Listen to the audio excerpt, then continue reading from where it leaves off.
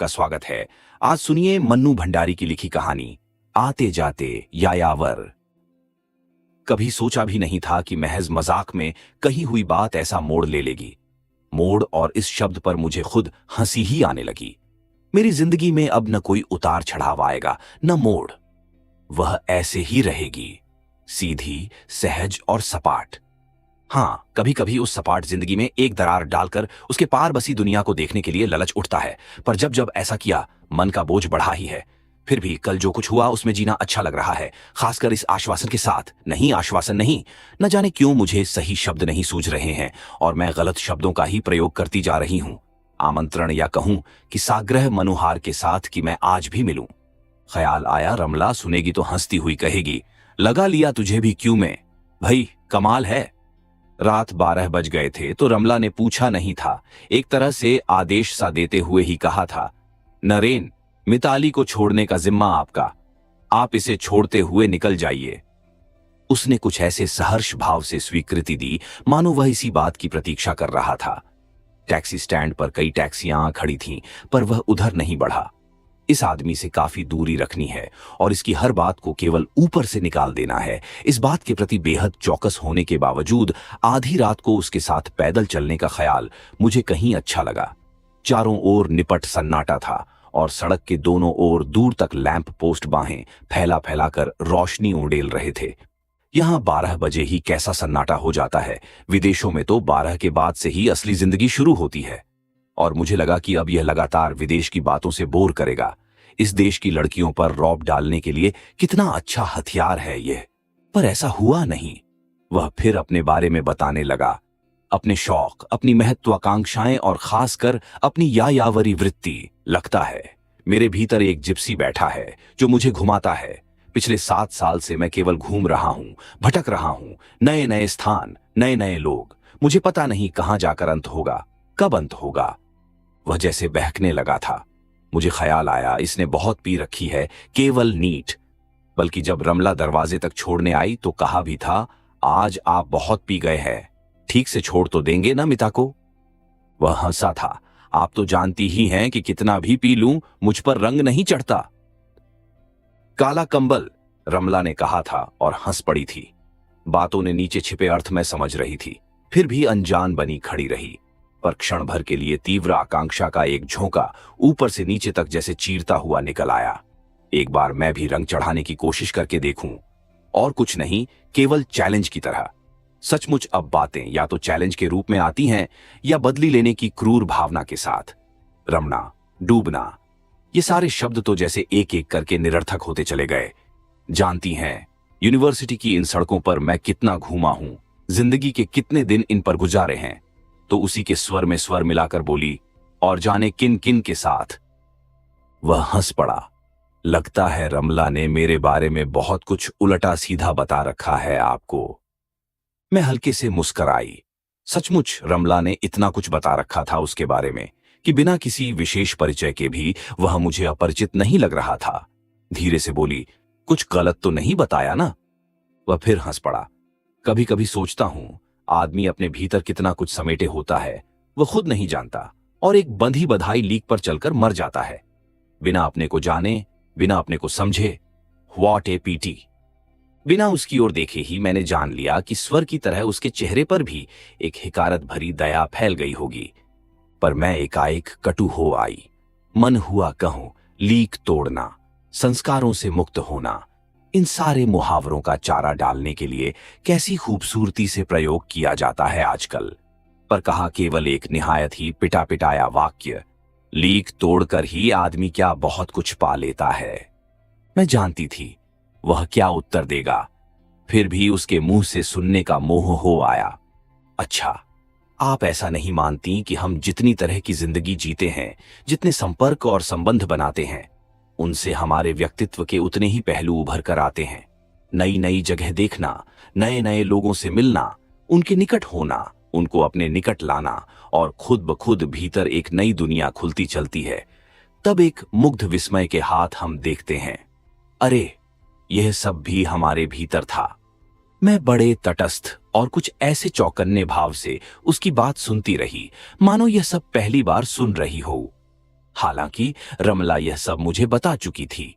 और यदि यह संबंध ऑपोजिट सेक्स के साथ हो तब तो व्यक्तित्व के रगो रेशे तक उभर कर आ जाते हैं।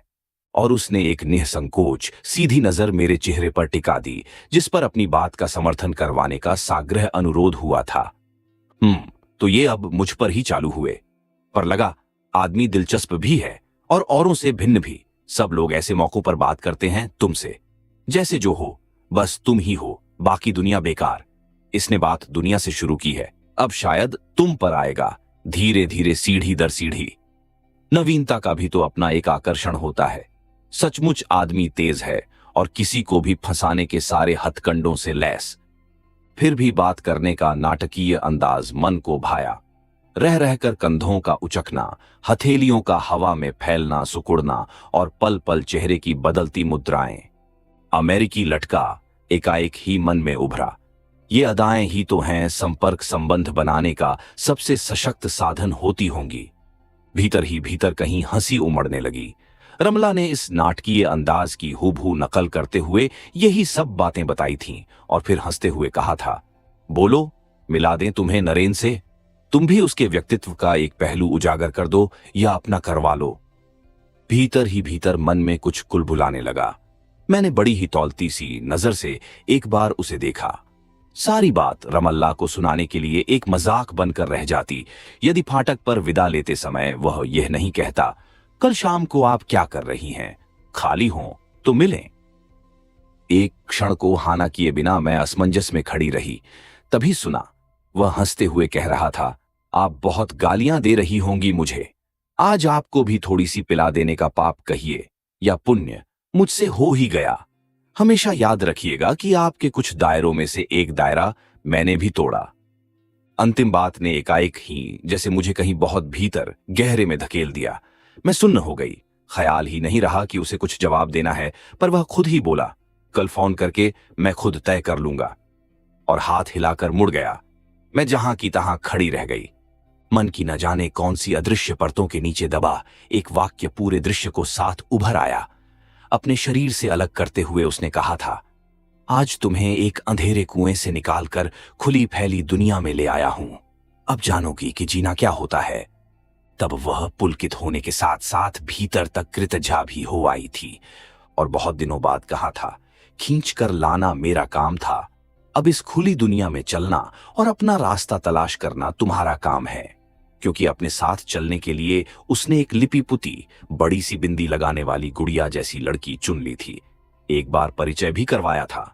ये है मिताली ठाकुर, हमारे साथ पढ़ती थीं, बहुत ही होशियार और गजब की बोल्ड। बोल्ड शब्द कहते समय हल्की सी भर्त्सना का पुट आ मिला था उसके स्वर में। पत्नी के सामने शायद मित्र कहने का तो वह साहस तक न जुटा पाया था। तब एक बार बड़ी जोर से इच्छा हुई थी कि वह मुझे अंधेरे कुएं से खींच कर लाया था, तो मैं भी इसकी शराफत का यह खोल खींच कर उतार दूं, जिसे यह बड़ी मासूमियत के साथ अपनी पत्नी के सामने ओढ़े बैठा है। पर मैं कुछ नहीं कर पाई थी।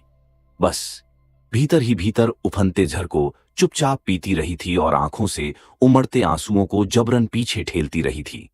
तब मुझे मालूम हुआ था कि संस्कार तोड़ने के बहाने कितनी खूबसूरती से वह मुझे ही तोड़ गया है। अब एक ये आए हैं दायरे तोड़ने, ठीक है, कल ये भी आई। अब मैं भी पहले की तरह मूर्ख नहीं रह गई हूं। और भीतर ही भीतर एक बड़ी ही क्रूर सी इच्छा कुलबुलाने लगी। अब तक की सारी मिठास एक कड़वाहट में बदल गई। लिटी तो नींद नहीं आ रही थी। व्यक्ति अब अलग अलग याद नहीं रहते। शायद सभी कहते हैं, मिता बहुत रिजर्व्ड है, मिता इनिशिएटिव नहीं लेती, मिता अपने को कहीं भी प्रोजेक्ट नहीं करती।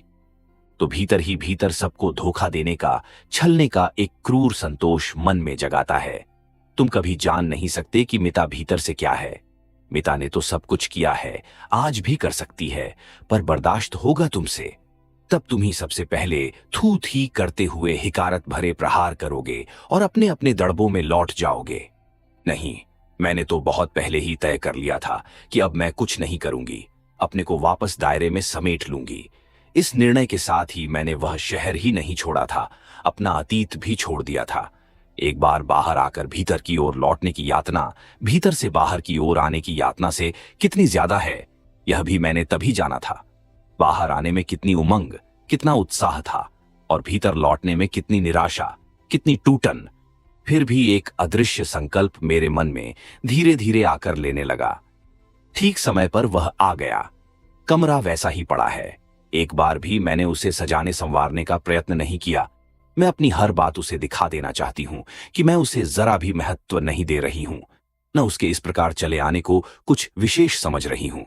मैंने मन हकीमन तय कर ली है कि मैं निहायत ही देशी ढंग से व्यवहार करूंगी, और अंग्रेजी का एक शब्द लौटते हुए उसे कैसी तिलमिलाहट होगी, यही तो इनकी सबसे बड़ी त्रुप होती है।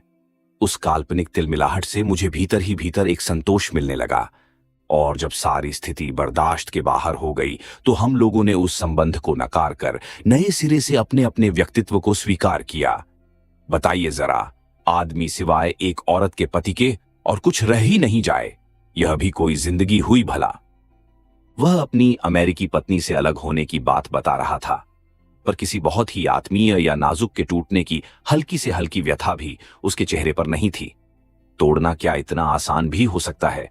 अतीत के संबंध से क्या सचमुच आदमी इस तरह मुक्त हो सकता है?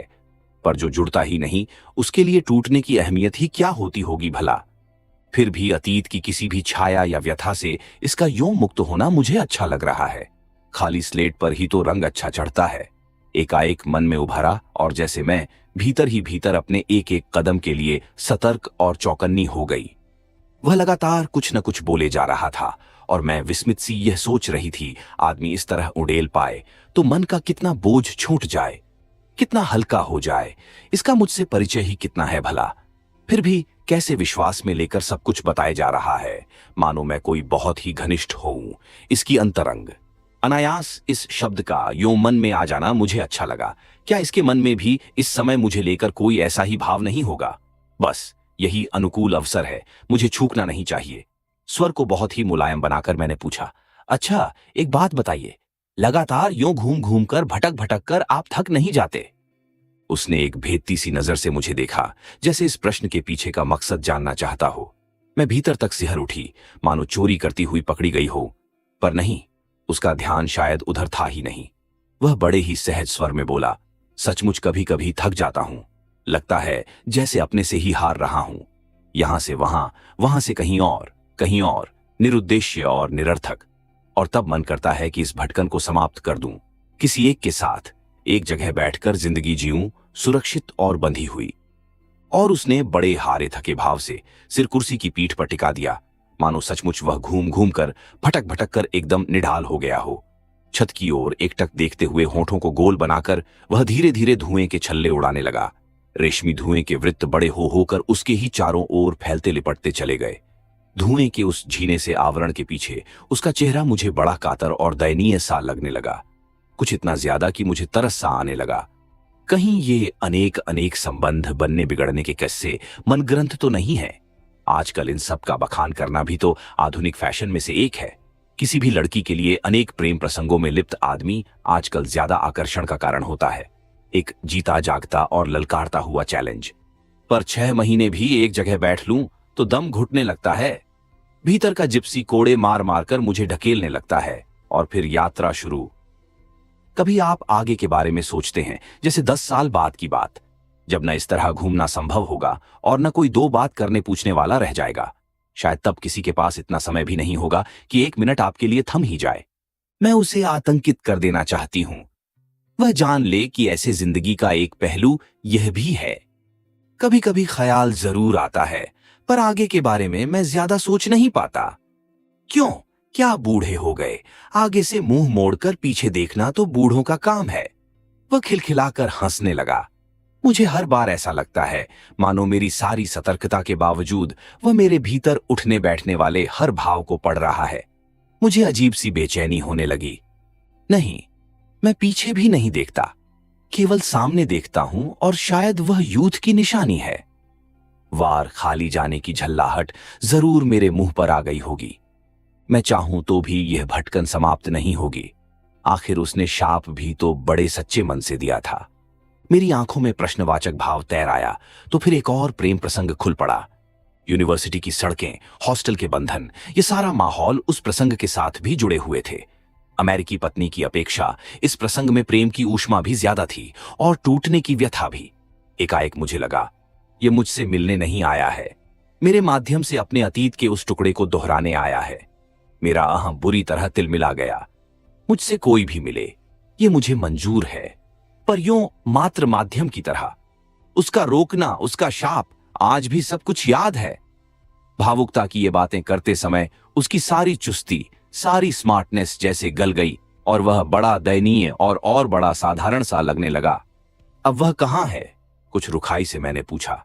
उसने शादी कर ली, खूब प्रसन्न है, मुझे बुलाकर अपना सुख, अपना वैभव और अपनी प्रसन्नता दिखा भी दी। और आपकी पत्नी?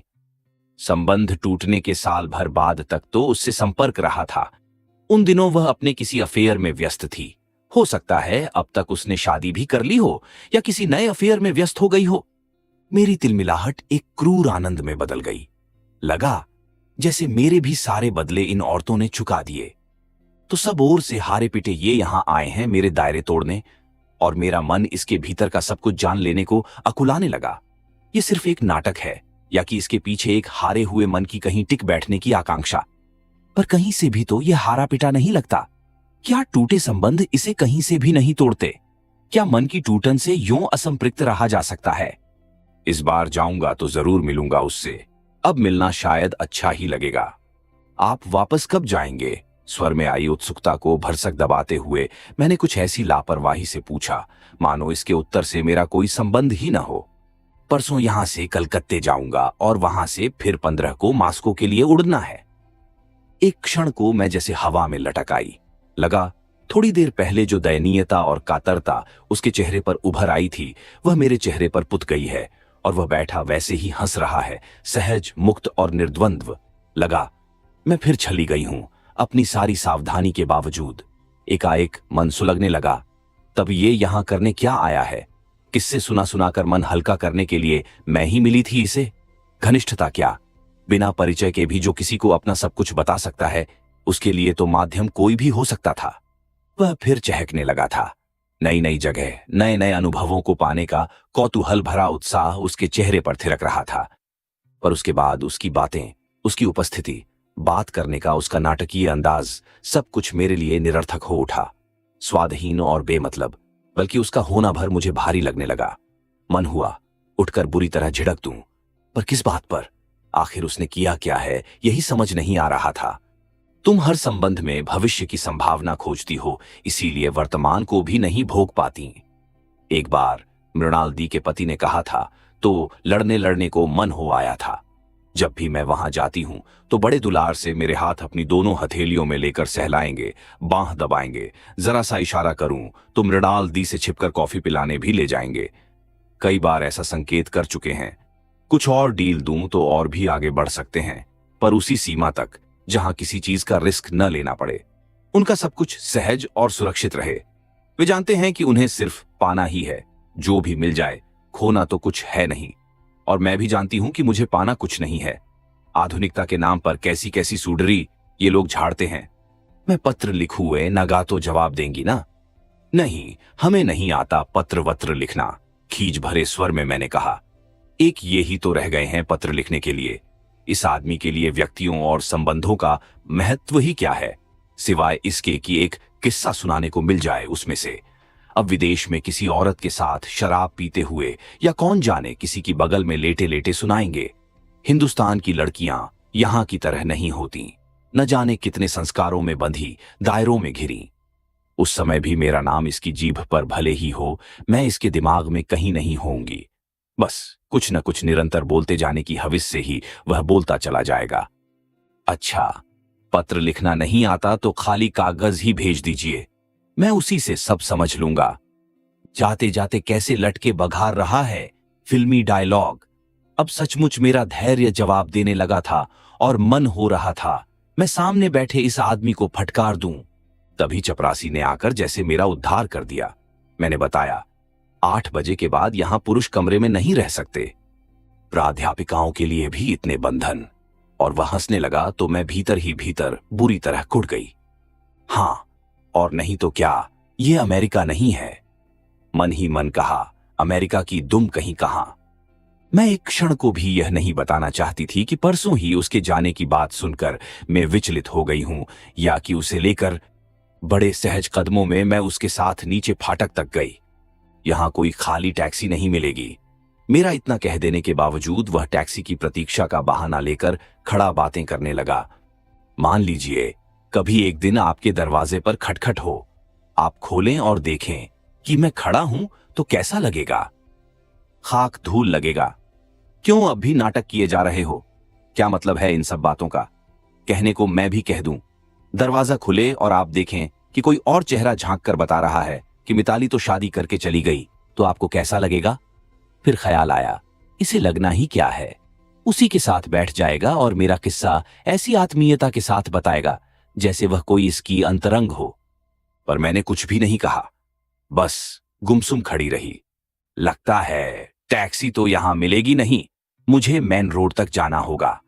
उसने कंधे उचकाए, फिर बड़ी अदा के हाथ जोड़कर होठों पर ढेर सारी मुस्कान और चेहरे पर आत्मीयता पोत कर कहा, इस आते जाते यायावर का नमस्कार। मैं चाहकर भी मुस्कुरा न पाई, बस यंत्रवत हाथ जोड़ दिए। वह मुड़ गया। जैसे सहज और सधे कदमों से वह चल रहा था, उससे लगा न इन 2 दिनों का सब कुछ झाड़ पोंछ कर वह इस फाटक पर ही छोड़ गया है और बेहद हल्का होकर जा रहा है। हल्का और निर्द्वंद्व। सच पूछे तो इन 2 दिनों में आखिर हुआ ही क्या है? पर मैं हूं कि इस न कुछ हुए को भी अब न जाने कितने दिनों तक गुणती बुनती रहूंगी। फिर एकाएक रमला पर खी जाने लगी। पता नहीं किस किस से मिला देती है। उसके घर कोई भी आए मुझे जरूर बुलाएगी। बड़ी गार्जियन बनी फिरती है। निरंतर दूर होती हुई उसकी आकृति धुंधली हुई, थरथराई और फिर लुढ़क गई। आप सुन रहे थे मन्नू भंडारी की लिखी कहानी आते जाते यायावर।